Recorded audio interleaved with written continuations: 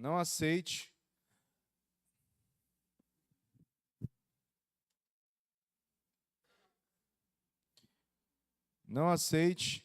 acusação contra um presbítero, sem que seja confirmada por 2 ou 3 testemunhas. Aqueles que pecarem devem ser repreendidos diante de todos, o que servirá de forte advertência para os demais. Ordeno solenemente, na presença de Deus, de Cristo Jesus e dos anjos eleitos, que você obedeça às instruções sem tomar partido nem demonstrar favoritismo. Não se apresse em nomear um líder, não participe dos pecados alheios, mantenha-se puro. Não beba apenas água, uma vez que você fica doente com frequência, tome um pouco de vinho por causa do seu estômago. Lembre-se de que os pecados de alguns são evidentes e seu julgamento é inevitável. Há outros, porém, cujos pecados só serão revelados mais tarde. Da mesma forma, as boas obras de alguns são evidentes e outras feitas em segredo um dia serão conhecidas. Amém? Semana passada nós lemos até do capítulo 5, verso 17, até o verso número 25. Na expectativa de que a gente conseguisse matar o assunto dessa perícope, desse texto, na semana passada, o que não foi possível. E eu creio que hoje também não vai ser possível finalizar até o final do versículo 25. Porque a gente tem 4 assuntos aqui, mas eu vou tentar ser breve, o que acho difícil, né? Mas, todavia, nem tudo contanto, há um esforço aqui da minha parte para que isso aconteça, né? E aí é importante que vocês estejam toda semana para vocês não pegarem a pregação pela metade, né? Então, na semana passada, nós falamos um pouco sobre a questão da honra devida aos presbíteros, né? Quem eram os presbíteros? Os presbíteros eram os pastores da igreja, os líderes da igreja local, ao qual Paulo diz que aquela igreja deveria honrar o ensino e honrar a vida dos presbíteros. E aí, aqui no versículo 19, ele vai falar a respeito de um outro assunto, que é a acusação contra os presbíteros. A acusação contra os presbíteros, de que a igreja não deveria aceitar a acusação contra os presbíteros sem que isso fosse confirmada por algumas testemunhas, né? O que estava acontecendo naquele contexto? Havia um clima muito pesado, criado pelos falsos mestres, na tentativa de assassinar a reputação daqueles bons líderes. O apóstolo Paulo está falando aqui que eram pessoas que se dedicavam arduamente à pregação e ao ensino. Só que haviam se levantado falsas acusações. O que o apóstolo Paulo está dizendo para Timóteo? Timóteo, não aceite nenhuma acusação contra os presbíteros se isso não for confirmado por testemunhas. 2 ou 3 testemunhas no mínimo. Porque é muito fácil a gente falar de uma pessoa sem que ela esteja presente, sem que ela possa se defender daquela acusação. E na maioria das vezes, muitas vezes, as acusações são infundadas. E elas podem representar um perigo muito grande para a vida daquela pessoa. Então, por exemplo, eu não sei se vocês sabem, né, que existe uma quadrilha especializada em gerar situações constrangedoras para uma pessoa. Na maioria das vezes, essa pessoa ou é um empresário, ou é um líder religioso, alguma coisa que ele tenha que zelar ao máximo pela reputação dele, e eles vão e forjam uma prova contra a vida daquela pessoa de que aquela pessoa poderia estar envolvida em algum escândalo, seja pedofilia, homossexualidade, adultério, qualquer outra coisa que pudesse colocar em descrédito a vida e a honra daquela pessoa. Existem várias formas de fazer isso, né, das pessoas fazerem isso, e hoje, com as redes sociais, isso se tornou cada vez mais comum e mais fácil. Só que o que o apóstolo Paulo está falando? Que a acusação contra um pastor da igreja, um líder da igreja, um presbítero da igreja, ela não pode ser uma acusação sem que haja prova ou confissão de mais de 2 ou 3 testemunhas. Porque é muito fácil você assassinar a reputação de uma pessoa. É só você falar que você viu aquela pessoa fazendo alguma coisa, você viu aquela pessoa agindo de determinada forma, que aquilo pode se tornar uma verdade. Tem uma história que eu não sei se vocês já ouviram, que eu contei inclusive no PG, nem era o assunto, né, do PG, a gente falou sobre isso. que chama Penas ao Vento. Essa história ela tem algumas variações. Alguém já ouviu? Não? Eu vou contar para vocês. Ela tem algumas variações, então vocês vão ver algumas diferentes formas, se vocês pesquisarem no Google. Mas o contexto geral, a moral da história, ela é uma só. O que acontece? Um homem, ele havia feito uma acusação contra um sábio local. E depois dele ter feito essa acusação, aquilo tomou uma proporção muito grande e as pessoas acharam que o sábio tinha feito aquilo. E quando ele fez essa acusação, ele continuou, ele contou uma meia-verdade. Às vezes a meia-verdade é pior do que a mentira inteira, porque ela tem tons de verdade, mas recheada de mentira. Então, coisas que de fato talvez aconteceram com coisas que não aconteceram. Então, aquilo acaba tomando uma ares de verdade. E aí ele, ao falar desse sábio local, já prestes a morrer o sábio, ele foi tomado de um grande pesar, de uma culpa muito grande pelo que ele tinha feito com o sábio. E ele foi lá e, já no leito de morte do sábio, ele foi lá pedir perdão para o sábio. E ele foi pedir perdão para o sábio e falou para o sábio assim, perdoar, porque ele tinha pecado contra o sábio, ele tinha espalhado mentiras a respeito da vida daquele sábio. E o sábio falou assim, tudo bem, eu te perdoo, mas antes de morrer, eu gostaria de te fazer 2 pedidos. Aí o rapaz, já muito cheio de culpa, falou assim, tudo bem, pode falar o que o senhor qualquer coisa que o senhor pedir eu vou fazer, qualquer coisa. E ele pegou e falou assim, pega esse travesseiro que está aqui na minha cabeça, suba até o monte mais alto da cidade e espalhe as penas desse travesseiro. Aí ele foi e espalhou. E voltou com o saco vazio, o saco de penas vazio.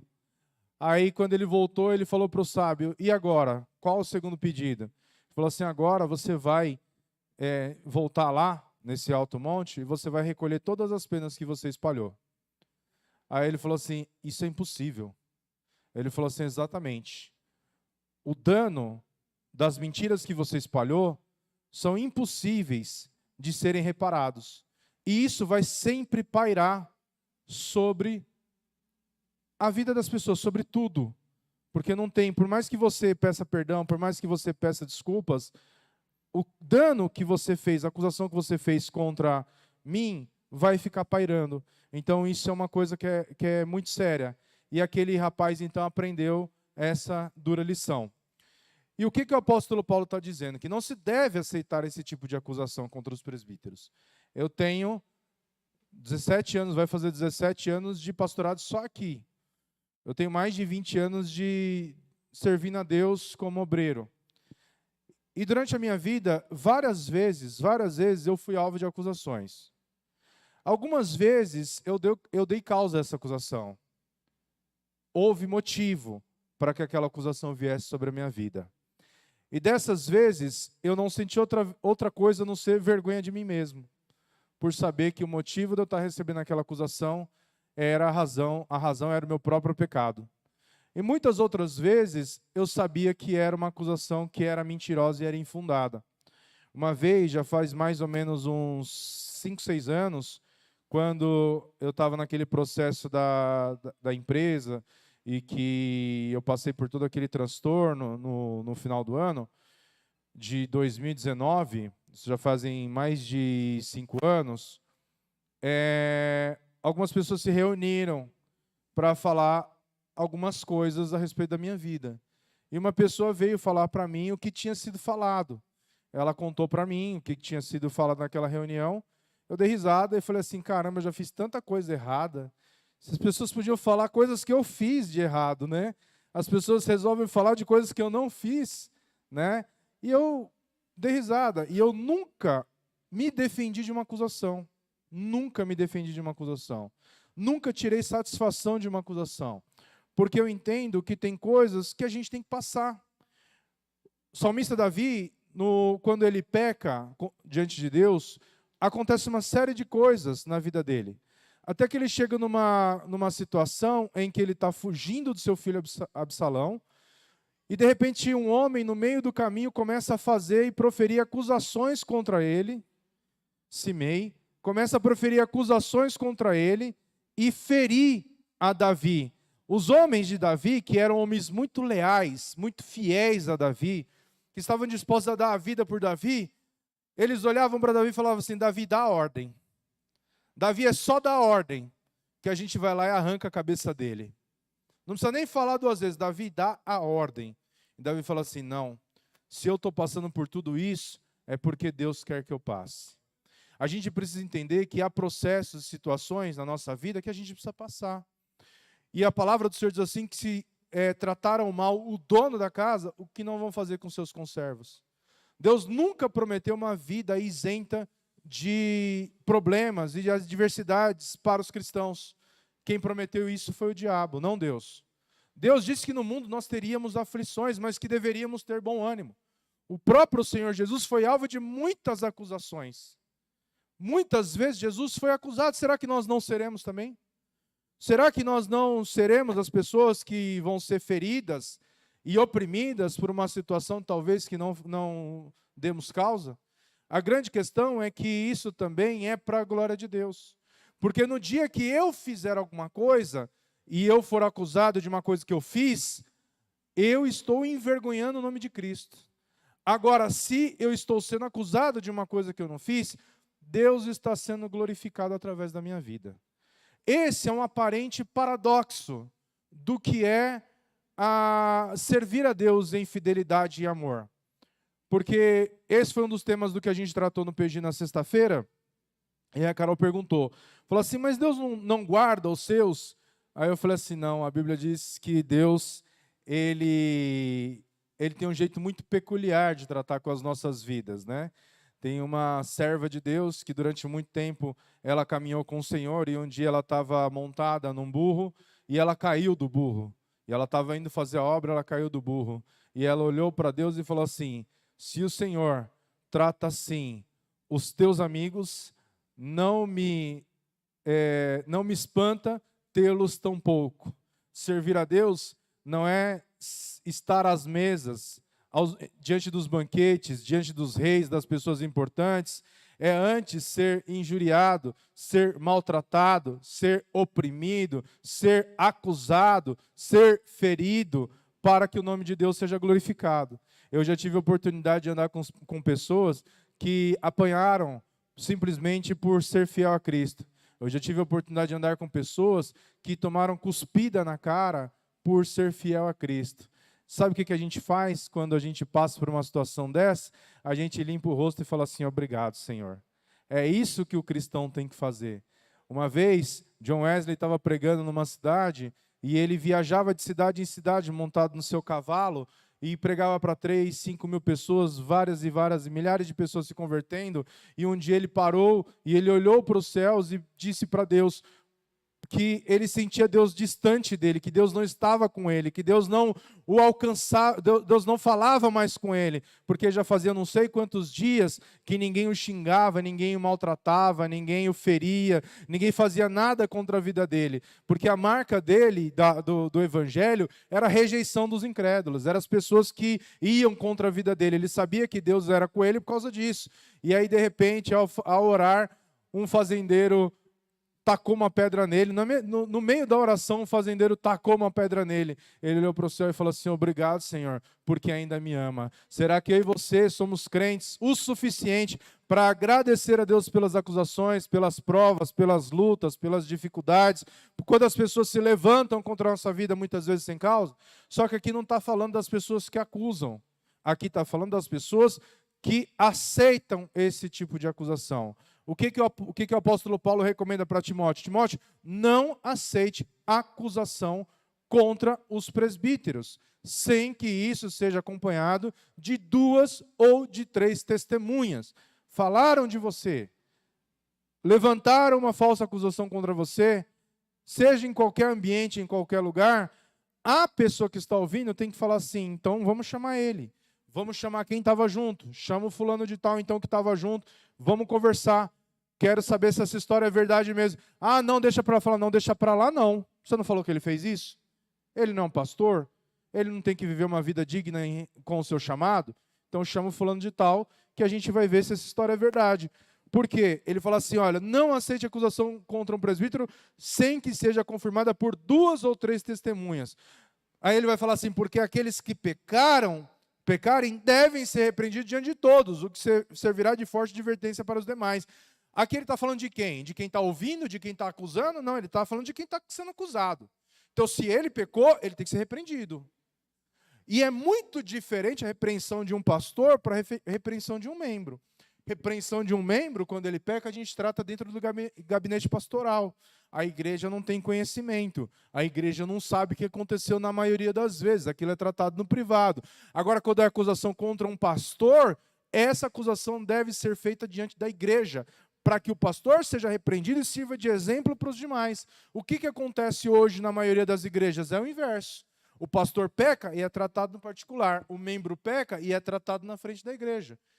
Quando a Bíblia diz que deve ser ao contrário. Aquele que é acusado de algo, se ele é um presbítero, se ele é um pastor, se ele é um líder da igreja, ele deve ser tratado, o caso dele deve ser tratado diante de todos. Para quê? Para que eles sejam repreendidos diante de todos, o que servirá de forte advertência para os demais. Por quê?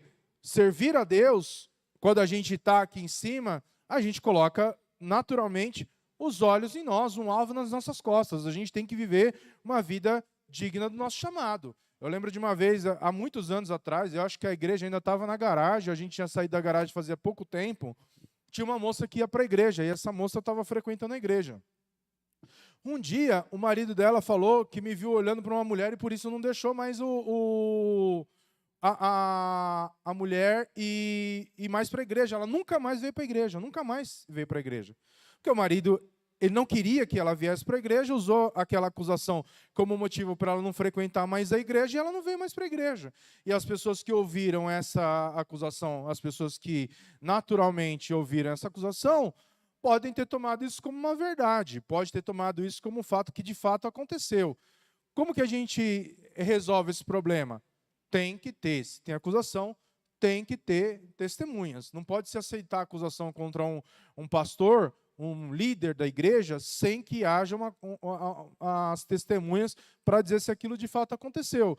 Por quê? Imagina o seguinte, uma fofoca, uma mentira, pode matar uma igreja. Não é brincadeira, é coisa muito séria. Divide a igreja, mata a igreja. A gente tem 2 coisas que são capazes de destruir uma igreja.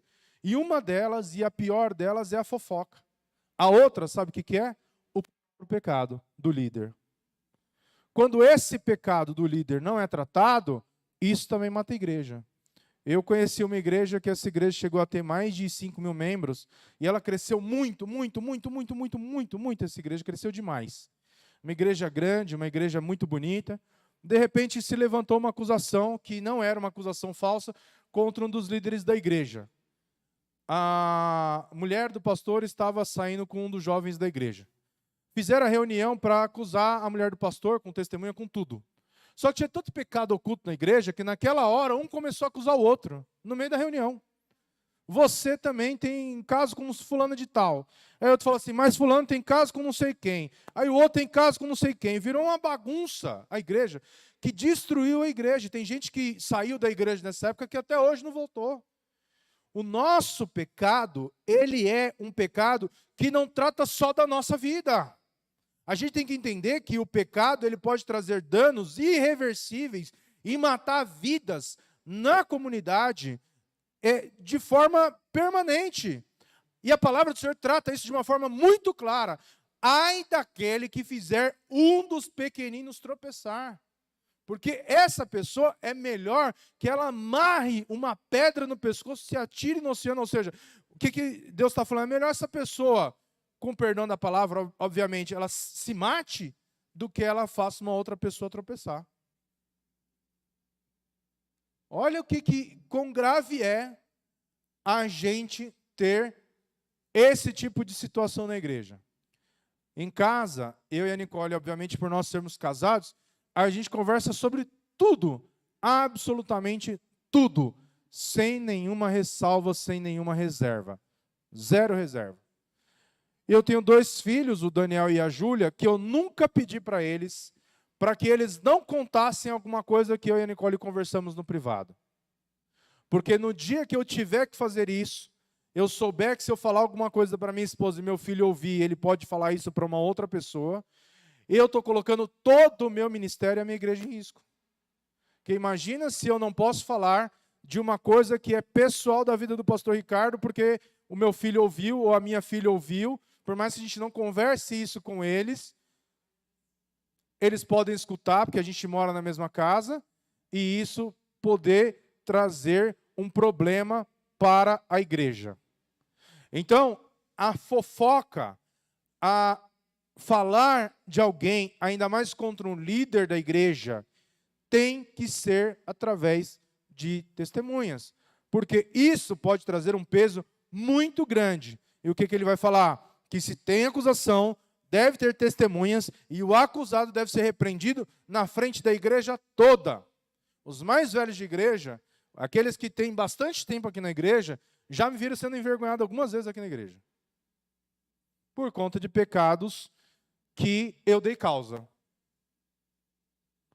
E isso são coisas que precisam ser tratadas para que isso não vire um motivo pelo qual Satanás venha nos acusar. Nós podemos ser acusados pela igreja, nunca pelo diabo. Nunca pelo diabo. Desde que eu aceitei o meu chamado e o meu ministério, como sendo um ministério de libertação, eu sabia que eu não podia ter nada que me acusasse na igreja. E isso muitas vezes custou vergonha, dor, humilhação, mas também muitas vezes eu já fui acusado de ter feito coisas que eu não fiz. E eu nunca fui buscar saber a razão pelo qual aquela pessoa tinha feito isso. Porém, sempre entendi que se aquilo estava acontecendo comigo, havia um propósito de Deus. Teve uma situação há mais ou menos uns 2 anos atrás, que eu tive um sonho que vinha um rato e mordia a minha bochecha. E aí eu contei esse sonho para a pastora Meire e falei, e logo depois veio uma acusação muito pesada contra a minha vida. De algo que tinha acontecido há muitos anos atrás. E eu sabia que eu tinha que passar por aquilo. Porque, assim como os grandes líderes da Bíblia, Deus não se esforçou para ocultar nenhum dos seus pecados, Deus não vai se esforçar para ocultar os seus pecados também.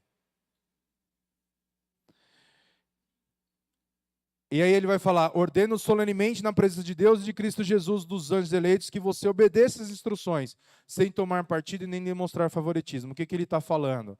Que a justiça ali naquela ocasião, da igreja, tinha que ser uma justiça imparcial.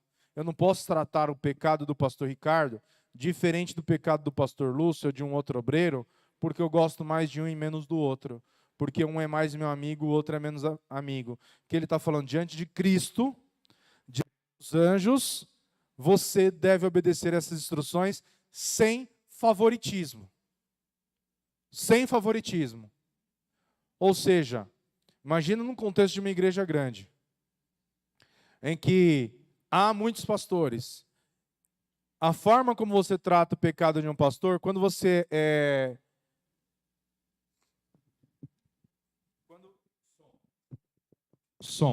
Quando você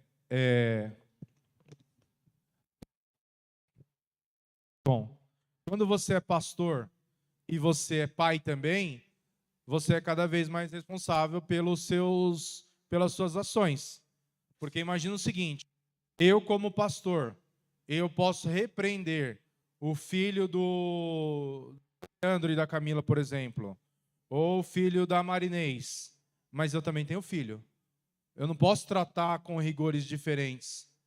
E aí é onde muitas vezes as pessoas se perdem, tratando um com favoritismo e outro depreciadamente. O que o apóstolo Paulo está dizendo para Timóteo? Timóteo, nessa situação em que haja acusação contra os presbíteros, você tem que ser imparcial. Você não pode tratar com favoritismo. Aqueles que pecarem devem ser repreendidos diante de todos, o que servirá de forte advertência para os demais. Aí ele vai falar, ordeno solenemente, na presença de Deus, de Cristo Jesus e dos anjos, que você obedeça às instruções sem tomar partido nem demonstrar favoritismo. Que instruções eram essas?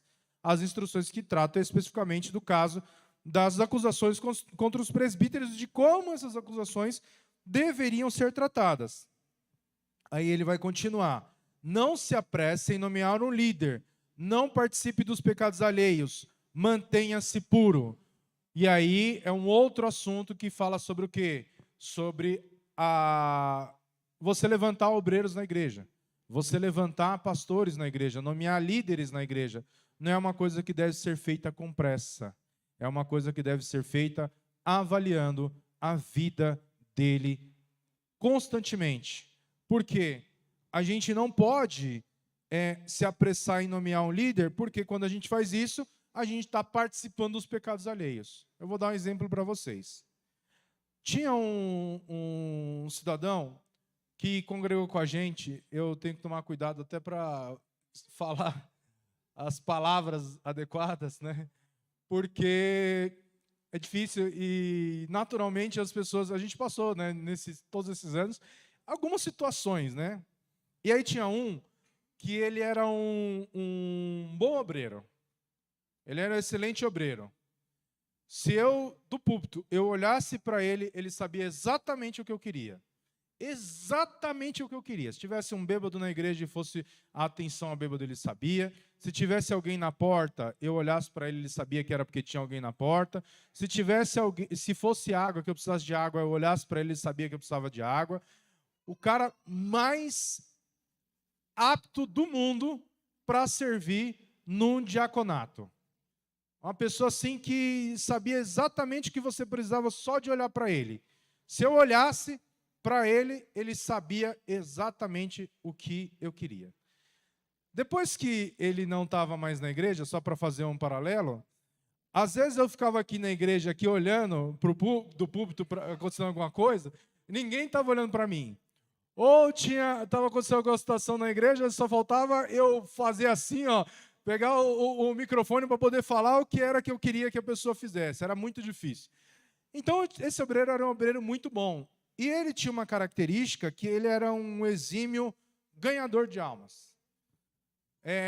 Pense aí, vocês, qual que é a dificuldade que vocês têm, às vezes, para trazer uma pessoa para a igreja? É fácil ou é difícil? Se você não tentar, você não vai conseguir nunca.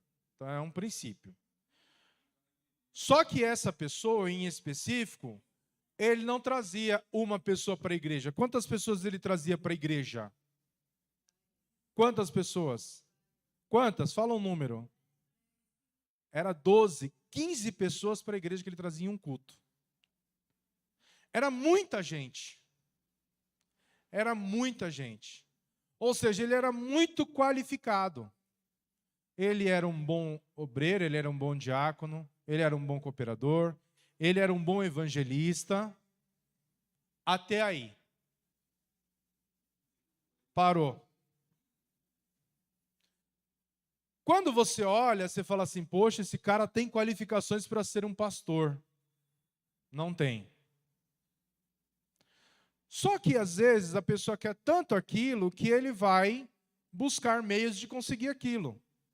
E ele saiu da igreja, andou de lugares em lugares, foi ungido a presbítero, a pastor, fundou uma igreja e viveu a vida dele. E caiu em todo tipo de pecado que vocês puderem imaginar. Todo tipo de pecado. O que o apóstolo Paulo está dizendo? Não se apresse em nomear um líder. Não participe dos pecados alheios, mantenha-se puro. Porque quando ele faz isso, o que ele está fazendo? Ele está participando do pecado do outro. Ele está participando dos pecados alheios. Ou seja, o pecado não é só da pessoa que está pecando, mas de quem colocou ele lá. Às vezes a gente vê pessoas, a gente não sabe a vida dessa pessoa, não conhece a história dessa pessoa, não sabe de onde essa pessoa veio. Antigamente, quem é mais antigo de igreja, lembra, né? E aí hoje o André não está aqui, eu vou falar do pastor Ricardo. O que precisava para pregar na igreja? Se tivesse um terno, pregava. Se a pessoa chegasse, se o sapato brilhasse, era mais fácil ainda. Se chegasse na igreja de terno, Bíblia e um sapato brilhando, pregava. Era só chegar com o kit crente na igreja. Não era assim, Elias? Hã? Não é? Culto começou, não tem o pregador. O irmão entrou na igreja, sapato brilhando, Bíblia assim embaixo do braço, sozinho. Chegou o pregador. Deus mandou o pregador. Só que ninguém conhece a vida do camarada, não sabe quem o camarada é, não sabe de onde o camarada é, não conhece a reputação dele, e às vezes o cara já saiu fazendo estrago em um monte de igreja. E a gente já passou por esse período também, já tivemos essa experiência também, como bons pentecostais, né? Que éramos, né? E somos, né? Digamos assim, bastante, né? A gente passou também por essa experiência. E chegou um camarada desse aqui na igreja, a gente abraçou, andou junto, muito usado por Deus, usado em revelação, tinha uma palavra que ele pregava, né?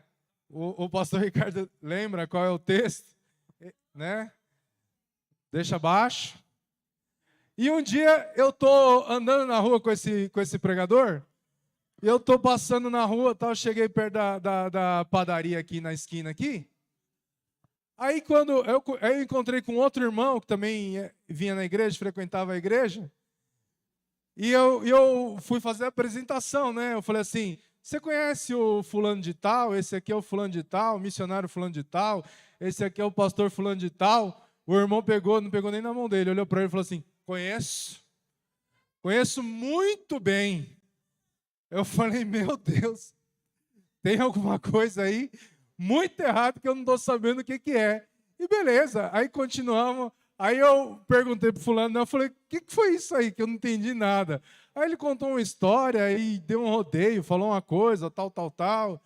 E aí eu falei: ah, tá bom. Não demorou muito, passou algum tempo, o estrago já estava feito. Aí vai a gente catar os cacos da igreja, de problemas, de pecados, de falso, tudo que vocês puderem imaginar. Por quê? Porque alguém nomeou um líder apressadamente. Hoje, a gente tem alguns critérios para poder nomear pastores na igreja. E o principal deles hoje o principal deles, é o pré-requisito, é que esse seja um seminarista, que tenha feito um seminário, que pelo menos conheça a Bíblia. Tem as ferramentas para poder conhecer e dirigir a igreja baseado na palavra de Deus. É o único requisito? Não é o único requisito. Porque senão o camarada chega aqui no final do seminário e fala assim: quando eu vou ser ungido? Aí você tem que olhar e falar: calma, vamos ver quando você vai ser ungido. Por quê? Precisa ter uma vida que seja digna com o chamado, precisa ter uma família que seja estabelecida em Deus. A palavra do Senhor dá os requisitos que o bispo ele deve ser marido de uma só mulher, não dado a vinho, não espancador, não soberbo, não cobiçoso, que tenha os filhos em sujeição e temor, que a esposa seja uma esposa crente, ou seja, tem uma série de requisitos que precisam ser cumpridos para que aquela pessoa ela seja alcançada aquele posto. Dá para fazer uma coisa e desconsiderar outra? Não dá. Por quê? Você vai ter problemas no meio do caminho, e aí onde muitas vezes você pode participar dos pecados alheios. Ou seja, mantenha-se puro, não se contamine com os pecados dos outros. Como que se contaminava com os pecados dos outros? Ungindo qualquer pessoa, levantando qualquer pessoa, consagrando qualquer pessoa ao ministério.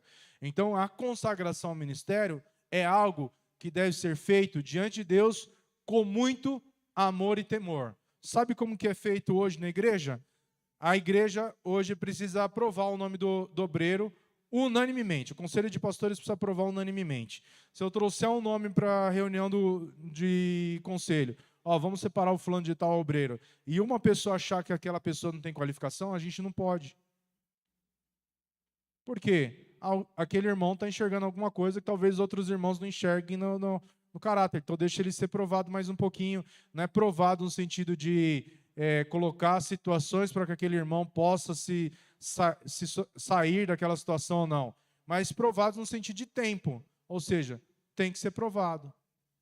Então, se eu tivesse... o meu processo tivesse sido seguido da forma como a recomendação bíblica diz que tem que ser, eu teria poupado muita dor para mim, para minha família e para a igreja. Mas Deus é tão bom que nos permitiu consertar isso no meio do caminho. E agora a gente tem a opção de continuar fazendo errado ou fazer do jeito certo. E uma das recomendações de Paulo é: não tenha pressa. Calma. Porque se você faz isso de forma apressada, no líder de forma apressada, você vai participar dos pecados alheios. E nós temos que nos manter puros diante de Deus. Não participar dos pecados alheios, os pecados das outras pessoas. E aí ele vai continuar, só para a gente encerrar o texto de hoje, ele dá uma recomendação para Timóteo, no versículo 23, dizendo assim: não beba apenas água, uma vez que você fica doente com frequência.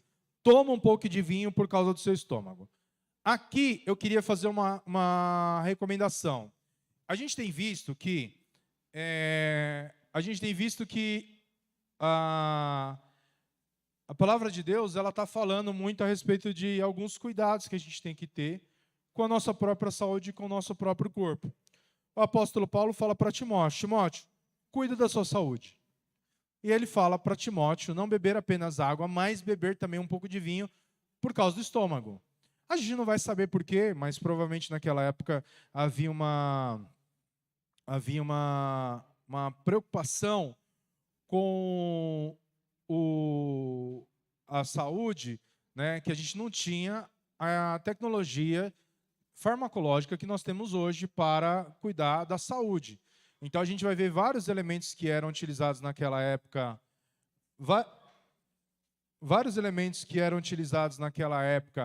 para a saúde, que hoje não são mais utilizados. Ninguém vai na farmácia comprar vinho para o estômago, né? Obviamente não. E ninguém também bebe vinho porque tem problema no estômago. Também não é recomendável, né? Se vocês quiserem, posso passar uma lista de remédios para o estômago e nenhum deles inclui vinho.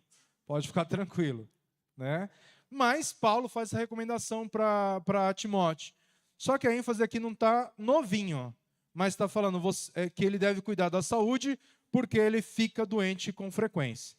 E esse cuidar da saúde envolve muitas outras coisas. Então, por exemplo, no ano passado a gente fez a campanha, o voto de 21 dias de Daniel. Qual que era o objetivo do voto de Daniel? Uma preocupação com a saúde. A gente come tanta besteira, tanta coisa que a gente não se preocupa, e a saúde, ela vai cobrar uma hora ou outra. A nossa saúde, a gente está gastando créditos o tempo todo. Eu não sei se vocês têm essa experiência, né, na vida de vocês, né? Quando você está gastando muito, e você tem o cartão de crédito e você está gastando, por exemplo, você pega muito Uber, né? De repente, você fala assim, é R$14, é R$12, é R$15. Aí, no final do mês, quando você vai fazer a conta, deu R$400. Ou seja, você não está atento que aquele pouquinho, quando somar tudo, vai virar um montão. Você está pagando aquilo, né, no crédito. Quando vem a fatura, você se assusta. Você fala, meu Deus, tudo isso de Uber, né, vem a fatura, vem lá um monte de Uber. Estou dando um exemplo que é uma coisa que tem um custo mais baixo, mas a gente gasta muito. Outra forma da gente pagar é pagar à vista, pagar antecipado. Você vai lá e você paga, e no final do mês você não tem nenhuma surpresa, porque você já pagou aquilo. A nossa saúde é a mesma coisa. A gente pode pagar isso de forma antecipada, ou a gente pode pagar isso de uma vez no crédito. No crédito, sempre é muito mais difícil. É esse o ponto que muitas vezes a gente quer chegar.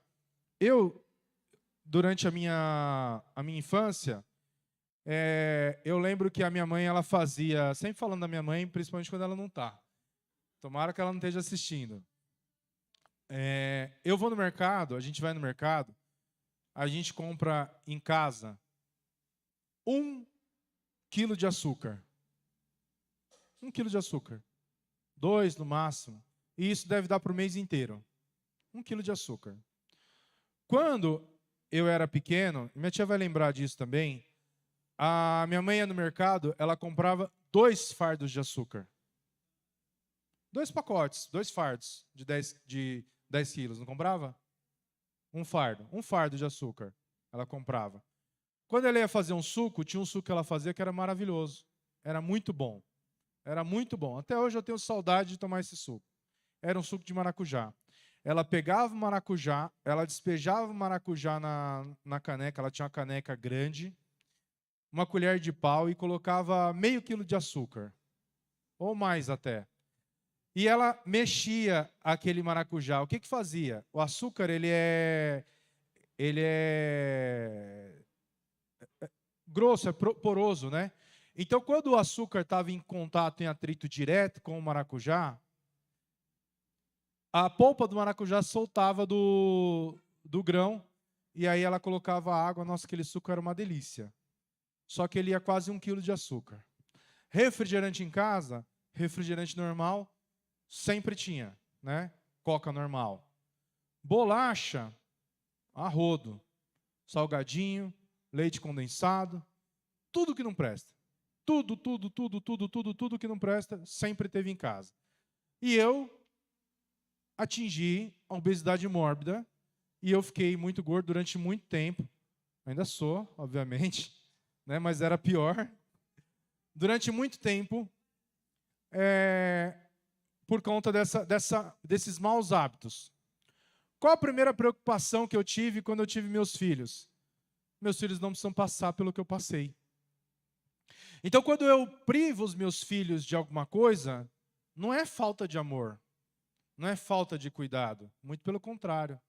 Eu não quero que meus filhos sofram o que eu sofri. Em que sentido? De ter uma diabetes aos 23 anos. Sou diabético. Por quê? Por conta da má alimentação. Hoje, eu não posso comer doce, eu não posso me empanturrar de carboidrato, eu tenho que tomar remédio todos os dias, porque a minha saúde me cobrou os maus hábitos alimentares que eu tinha na minha infância. Meus filhos se alimentam melhor do que eu me alimentava na minha época. Eles começaram a treinar muito antes de eu ter começado a treinar. Eles têm uma vida de atividade física muito melhor do que eu tinha quando eu tinha a idade deles. Por quê? Isso é o cuidado que eu tenho com eles, para que eles cheguem na minha idade com muito mais saúde do que eu tenho hoje. Só que eu fiz as mudanças que eu tinha que fazer em tempo de corrigir algumas coisas. Quando eu faço exames, regularmente, todo ano eu faço uma bateria de exames. Eu me alimento bem na maior parte do tempo. Eu evito comer um monte de besteiras, um monte de coisas que eu adoro comer, que eu gosto de comer. Eu sei que eu não posso comer porque isso vai me cobrar. Se você tomar um copo de Coca-Cola, às vezes as pessoas acham que pecado é só os pecados que nós conhecemos. Prostituição, adultério, lascívia, falar mal dos outros. Não, tem outros pecados que a gente comete também. Muitos outros pecados. Um copo de Coca-Cola, ele tem mais ou menos 6 sachês de açúcar, de 5 gramas, 30 gramas de açúcar. Pega um copo e coloca 6 sachês de açúcar. É o quanto tem um copo de Coca-Cola, que a gente toma, muitas vezes, a gente não, que eu já não tomo refrigerante normal e há muito tempo, zero também eu não estou tomando, há muito tempo, que é 30 gramas de açúcar. É muito açúcar que você está ingerindo para dentro do seu corpo. Uma bala, um chocolate que a gente come, um salgadinho, aqueles Doritos, Ruffles, isso é muito prejudicial à saúde. O que o apóstolo Paulo está falando para Timóteo? Cuida da sua saúde. O que a gente precisa entender? Que a nossa saúde vai cobrar. Eu quero chegar aos 60, 70, 80 anos bem, não debilitado, dependendo dos outros, sem conseguir andar, sem conseguir fazer uma atividade física, tomando um montão de remédio. Esses dias a gente teve um susto aí, meu sogro passou mal de madrugada, 3 horas da manhã, a mulher do meu sogro ligando pra gente, meu celular desligado, ele teve um infarto agudo do miocárdio. Fumou a vida inteira, convênio bom pra caramba, não fazia um exame, não ia no médico, aparentemente bem, não era obeso, não se alimentava mal, aparentemente tudo bem. De repente, um susto que ele quase morreu, porque a saúde dele estava cobrando, a fatura chegou. Então, hoje, você fazer uma academia, fazer uma caminhada, pastora Meire é nosso exemplo fitness agora, vai virar nossa influenciadora fitness agora. Fazer uma caminhada, fazer uma academia, se alimentar corretamente, você está seguindo a recomendação do que o apóstolo Paulo disse para Timóteo. Timóteo, cuide da sua saúde. Então, essa é a mensagem que Deus tem para nós hoje. Cuide da sua saúde. Cuide da sua saúde. Porque a sua saúde vai te cobrar. Às vezes dá tempo de mudar, mas muitas vezes não dá tempo de mudar. E quantas vezes a gente ouve falar de pessoas assim que a gente olha e fala assim, quantos anos ela tinha? Nossa, nova, né? Por quê? Não se alimentava bem, não treinava, não fazia exames regularmente. Aí a pessoa pode falar assim, mas eu não tenho tempo. É uma boa, mas não deixa de ser uma. Todo mundo é uma boa, mas não deixa de ser uma. Então, bora cuidar da saúde, ok? Porque como diz Paulo, saúde é o que interessa. Ué, tá errado? Hã? Como diz Paulo, saúde é o que interessa. Saúde é o que interessa. As crianças não sabem. Os novinhos não sabem. E aí, saúde é o que interessa? Nem sabem. Meu Deus do céu, que vergonha. Que vergonha. Esses Gen Z aí não estão com nada. Amém? Que Deus possa falar mais aos vossos corações e as palmas louvem ao Senhor Jesus. Eu vou chamar a pastora Meire aqui para orar por nós, porque ela é a nossa influenciadora fitness da igreja.